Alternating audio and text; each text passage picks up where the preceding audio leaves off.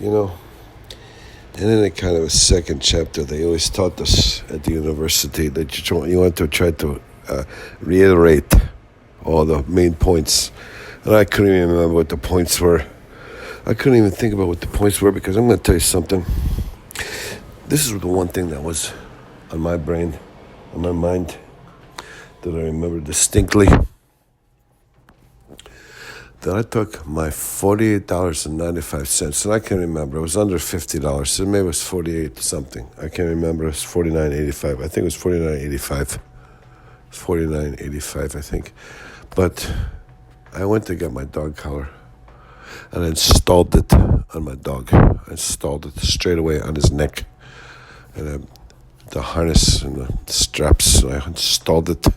And I tested it. And I made sure it worked. And when my dog looked at me, he looked at me for the first time. Now, believe me, remember, I'm telling you, the dogs, they can understand. Now, one thing my dog told me once he could speak, he said, my friend, I could understand you. I knew what you were saying. I remember you were talking about the girl with the long legs and you were so in love and she had left her boyfriend or some bullshit and she was pregnant or she found out she wasn't pregnant. I can't remember. I kept trying to tell you. It's like I was like going to piss on the couch because I was trying to get you to understand because I was barking, grunting, everything. But you couldn't understand. I said, go ask her out. You got to go ask her out today. To now. To now is today. To now is today. You have to ask this girl out. But you didn't. And that could have been your spouse. That could have been the one. But whatever. You know. But all I could do is bark. I'm looking up. I'm like barking. I'm looking up at your crotch and your butt and your big fat belly distending over your belt. Your belly distending over your belt is horrifying. And the dog, he told me, he said, I looked at your belly. It's like, what the F? A squirrel could make a home in your belly button.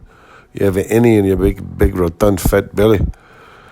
Big belly from engorging too many carbs and sugars and because you drink bourbon or way too much alcohol. You have a distended liver. You have a dying liver syndrome and all your organs are swelling. But that's, whatever. It doesn't matter. It's you could live it to 85 like that. Look at Winston Churchill. You could live to 85. But anyways, my dog, he's like, you disappointed me so horribly. And I knew because the dog, he told me, he said, listen, I want to tell you something right now. Every dog in the world, they know exactly what you're saying. Every human being, you say something to your dog, you talk like, oh, the doggy, I like the doggy. Yeah, we don't need that crap. You don't have to talk to us like we're fools. Okay? It's not doggy, whatever. No, we're men, we're women, we're neutered, we're spayed, whatever. We're eunuchs, we're men, we're he-men, we're women, we're spayed. It doesn't matter. Or the dog, or the canine. And what we were saying was, we could hear what you said, and we're like, oh my God. I could have told you, it was like jumping off a Brooklyn Bridge, get rid of Enron, get rid of Kmart, but you didn't listen. And you sold the price line. You sold the price line when it went up. You made like $400. You could have made, a 400,000 off the price line. It's simple arithmetic. You bought it at $1. It went to like 400. You sold it at 40. You thought you were a hero.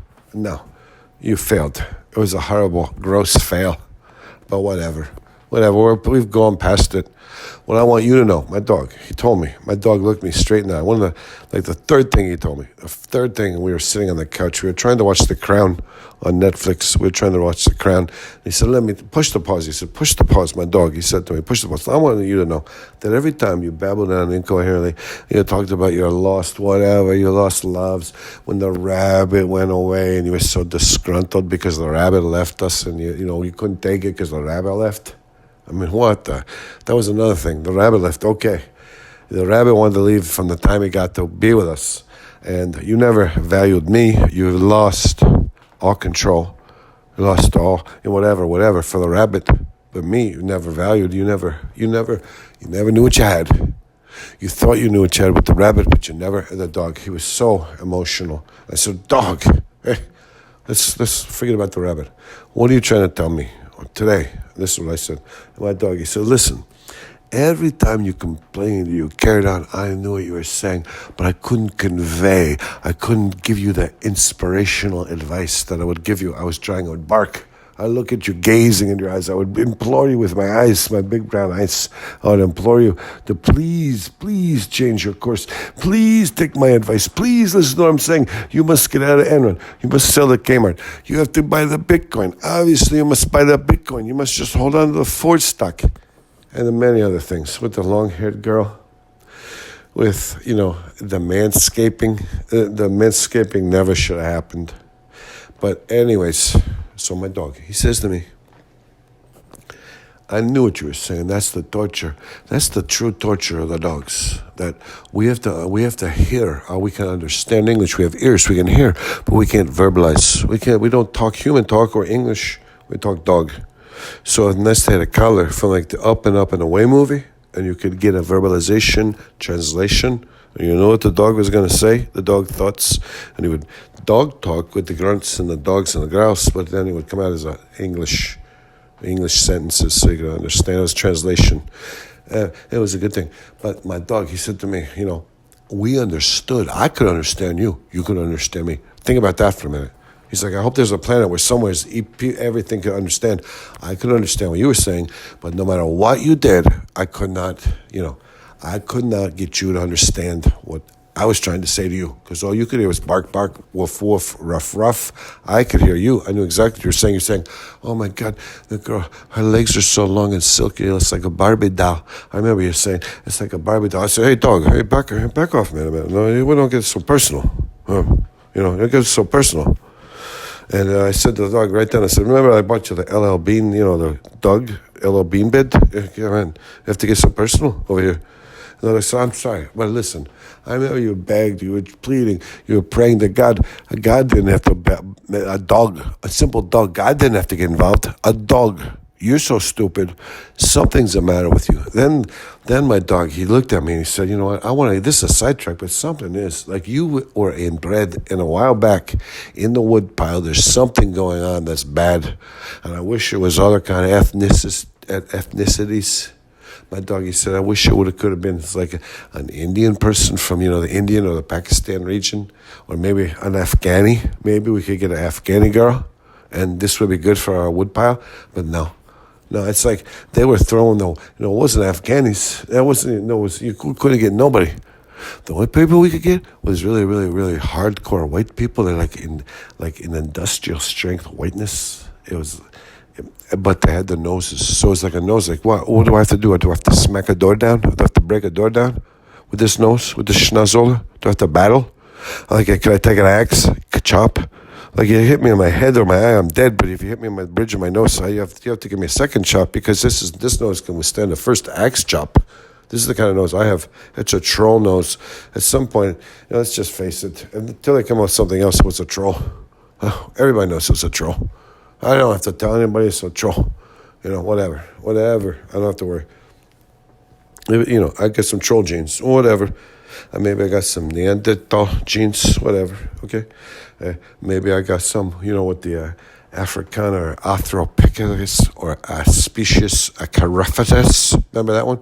A species, Caraphatus. It was like the bridge to prove there was no God. I said, no, there's a God. Believe me. I know there's a God. And then my dog, he interrupted me. He said, yeah, you know there's a God. I know there's a God, because this is what I'm telling you. God doesn't need to tell you to make a few smart decisions. God doesn't need to tell you how to go pursue the long-legged girl. A simple dog. If we had a dog collar from Up and Away, and we could converse, because the dogs can hear, the dogs can understand and then comprehend. The dog's like, yeah, I know. You gotta change the course. No.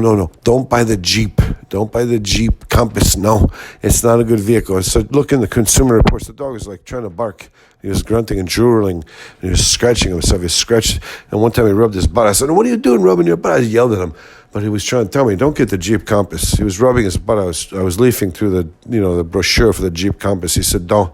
He tried to do a butt rub across my carpet to protest against the Jeep Compass, and I didn't understand. But then he told me that's what that was, because I knew. Then the dog told me later. I remember, because I was like, I hate the butt rub on the carpet. You can't have a butt rub on the carpet. It's disgusting.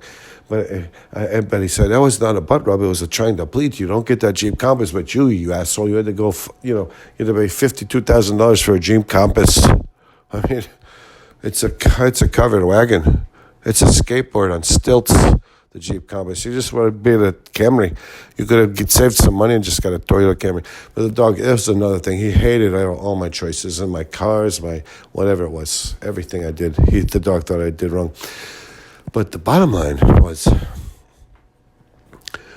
I was really perplexed because I couldn't understand. The dog, he understood me the whole time. For 15 years, this dog knew what I was saying. I mean, it was embarrassing. A couple of times I masturbated, I didn't think the dog could understand. I was like, the dog was neutered, so how would he even know what I was doing? And he was like, it was like a half a room away. So I was like, I could probably, jack off. I could probably work one out. And I was like, the dog's laying over there. The dog didn't seem to pay no attention, but he told me afterwards, he goes, that was so embarrassing. You couldn't do that. You couldn't have enough, self-control. You couldn't go to the bathroom even. That's what the dog said. He said, I'm laying over there. It's so disgusting. I'm in the same room with you. You couldn't go to the bathroom and just, have a little privacy? He's like, come on, what the fuck? That's the one I was like, this fucking guy, this is a fucking jabroni. That's what my dog said to me. Because that's when I know. You're laying over there, you're in the same room with me, and you're trying to masturbate over here. And I'm like trying to pretend I can't hear it. It was disgusting. It was like almost I was a rape. It was a micro rape to my, my whole system, my psyche. And, all I could think was, what a fucking jabroni. What a fucking jabroni. A jabroni? No. Like a fucking colossal kasutsiant. From the old days, they had the kasutsiants. They would beat them with cane posts right about their temples to try to get them concussed and try to walk them off the bridges. Then we could be done with them. Well, whatever. That's how they did it, this. But, my dog, he was like, I just don't understand if you understand that I could understand what you were saying the whole time. And you couldn't understand anything about me, but I didn't hold it against you. For 15 years, it was like being englassed, encased, like I was a mime who couldn't even move. I had tethered. I was handcuffed behind my back, a mime. I'm trying to pretend I'm in a box. I'm like, I could lick it. I could rub my nose on it. I couldn't rub my nose. Whatever. The main thing was my dog, he kind of challenged me. And it hurt my feelings because the first words out of his mouth was, what the fuck? That's what he said. Like, he was like choking. What the fuck? I said, he must have swallowed a chicken bone. But no, he was like, look, he started on me, snarled. He said, what the fuck is the matter with you? So, but that happened, I don't even care. But it was like a week or 2 weeks, I don't even remember. So I went to my friend's house, and we were at my friend's house, and my friend had a German Shepherd. And I thought to myself, I'll take the dog collar off. I'd left my dog in the car because I couldn't stand it when he would berate me and, tell everybody what a fool I was. And it was all accurate. I couldn't even, it's like Johnny Cochran and the other one, Shapiro, trying to, denigrate you. And you have no defense. It's you against Johnny Cochran and Robert Shapiro. You're going to lose. If it's you, the man, playing checkers or chess against Johnny Cochran and Robert Shapiro together, and they can call in some of their friends, and I'm drinking bourbon, it's over. I'm going to lose. I'm going to lose that match. But that's what it was like. My dog was like being really, he was being so, as if my feelings didn't matter. As if nothing. I thought, because when I put the collar on him, I expected the dog to say, oh, my friend, hey, my friend, I can't believe I can tell you how much I love you. That's what I thought. And when my dog go, you such a fucking man, I thought, so anyways, we were over at our friend's house, and I said, hey, let's see what your dog will say. I said, let's see what your dog will say. And my dog looked at me, and he didn't want to take the car. He said, I think we should. I don't remember what he said. It was like clearing his face. I was like he was a son of a motorboat. I said, what's the matter, dog? You don't want to hear what the other dog has to say to his owner? I said, you don't want to find out what the other dog has to say about his owner in public to us? We could hear because we all know what you say about me. And the doggy looked up and he said, you know what, buddy? I'm going to take the collar. He kind of started to shake the collar, like you can have your collar. And he said, you know what? You deserve it all. You have been a world-class fucking jabroni and a moron to boot. So I said, okay, all right, very fine for you, dog. And I took the collar off, my dog, and I put on my friend's dog, who was a German Shepherd. And my friend, he's a kind of a skinny, slender, handsome man. He has a very, very, like a 32 belt line, a very small belt. He could wear a girl's belt, a little tiny gnome belt, a little elf belt he could have on. A little elf belt would be good for him. But the German Shepherd immediately said to his owner, he said, I really feel like you have to upgrade my grooming and my toenail clippings and my, if I could get a little bit better of a groom for my coat, a little grooming, a hair trim, and I think we have to pamper me a little bit more. That's what the German Shepherd, he looked at his owner and he said, I think we have to pamper me a little bit more. And I think I want to be treated more as if I'm a celebrity and not just your friend, the dog. And the man looked forlorn for a second because he had trouble. He couldn't pay all his bills as it was. Now the dog wanted extra money for the dog. And so he was perplexed, but he looked off into the distance. He said, my friend, the dog, for you, my friend, I'll make it happen. It's going to happen, my friend. Don't you worry. And you want to know what?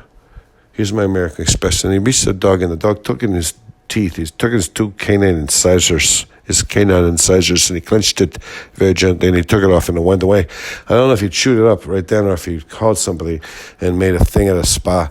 It would have been a good appointment, an American Express card appointment for a spa.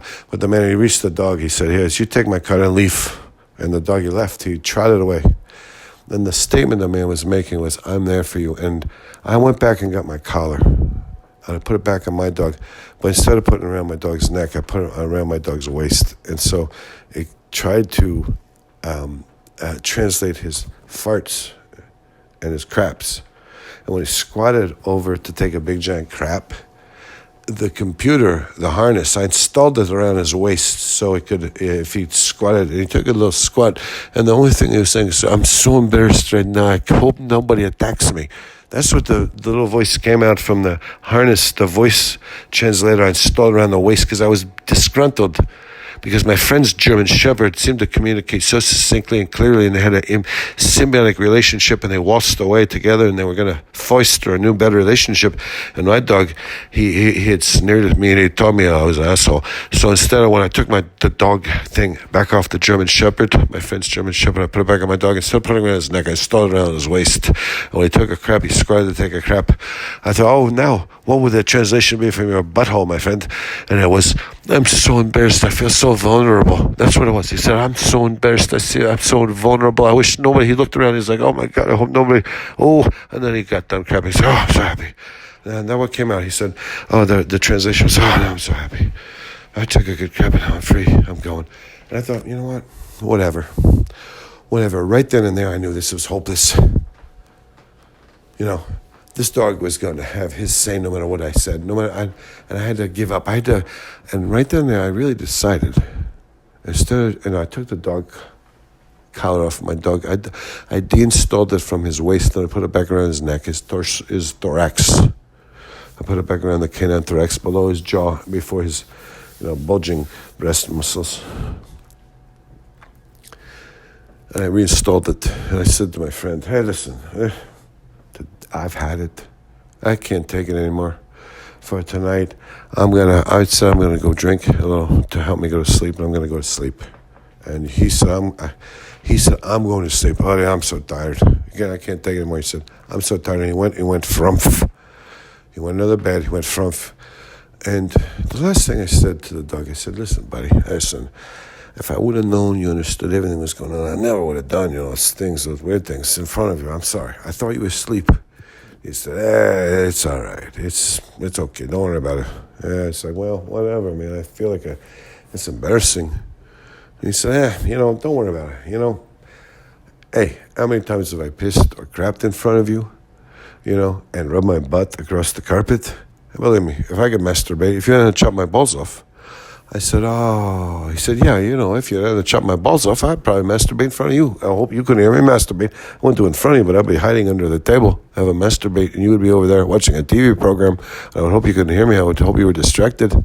But instead, you denuded me. You not cut my nuts off. So I didn't have no masturbation urges. So, whatever. It's okay. The dog said, it's okay. Whatever. It's all right. Don't worry about it. Come on, let's get 40 winks. These dogs said, let's just get 40 winks.